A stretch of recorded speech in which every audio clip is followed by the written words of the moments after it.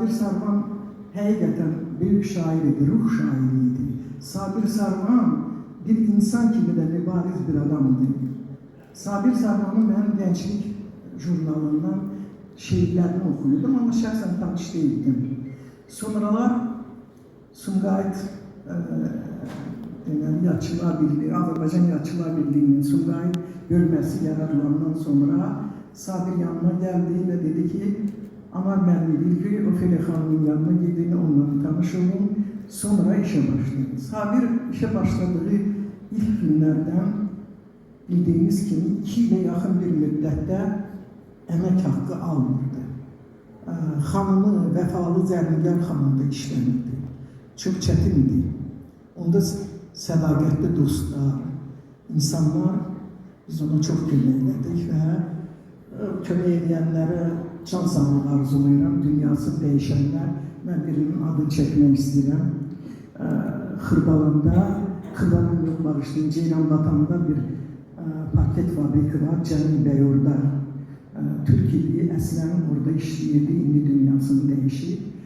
Bizim müəssisələrin parketini dəyişirdi. Bir dəfə Sabir mənim kabinetimdə olanda, mən ona dedim ki, Cəmil Bəy, İnsan emek hakkı dedi, olabilir mi insan emek hakkı almır? Belki büyük şairdi ve her ay ona təqaüd təyin edildi. Sabir Sarvan'ın şair olmasında mənə elə gəlir ki, taleyinin büyük rolü var.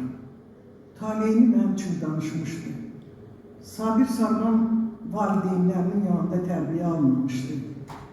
O nənəsinin yanında böyük tərbiyə aldı. Çünki özü danışırdı ki, nənəsinin oğlu yox idi. Azərbaycanlılar da biraz oğul övladını daha çox dəyərləndirirlər və ata-anası qərarı gəlir ki, Sabiri nənəsinə versinlər. Və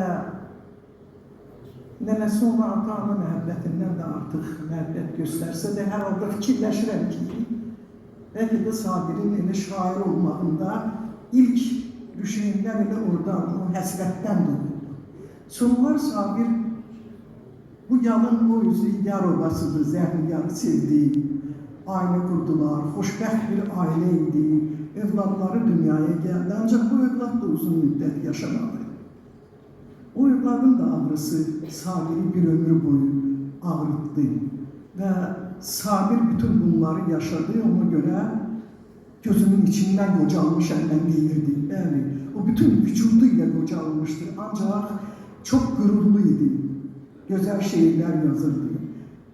Sumqayıt ədəbi mühitinin çok güzel şairləri olub. Mən bir neçəsinin dünyasını dəyişmişlərin adını çəkmək istəyirəm. Sağlara Allah can sağlığı versin.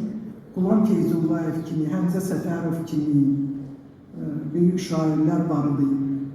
Xasay Cahangirov kimi, Ağaddin Mansurzadə kimi publisistlər var idi. Və bütün bunlardan sonra Sabir Sumqayıtda hörmət, izzət qazanmaq onun üçün xeyli çətin oldu. Amma eyni zamanda onu sevdilər Sumqayıtda. Sumqayıt çox gözəl şəhərdir.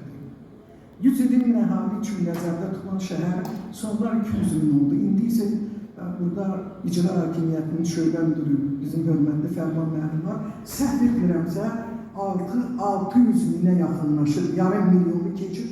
600 bini, amma Sovetlər bu şəhəri salanda cəmi ən çox 200 min əhali olmalıdır. Bugün Sabir Sarvan aramızda yoxdur. Ancaq Sabir Sarvanın xatirələri, onun sevgisi bizi əbədi olaraq yaşadacaq. Sabir Sarvan ağrılar içində yaşayırdı. Günlərin birində tez-tez mənim kabinetimə gəlirdi. O idi, büyük şairimiz Məhəmməd Aslanov idi, Xasay Cahangirov idi, Şahid Vəli idi. Bunlar mənim kabinetimin daimi insanları idi.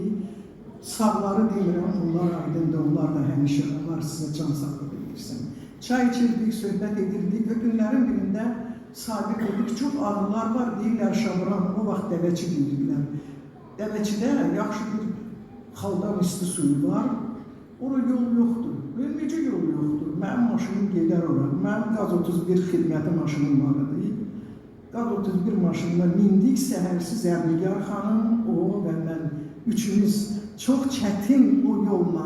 Ora gedənlər bilir ki, ora yol yoxdur. Çayın içi ilə gedir, əgər bir balaca yağış yağsa, sel o maşını da apara bilər, adamları da apara bilər. Biz getdik ora və orada bir gün qonaq olduq, axşam yenidən qayıtdıq. O bir müddət dedik, ağrılarım kəsildi. Sabir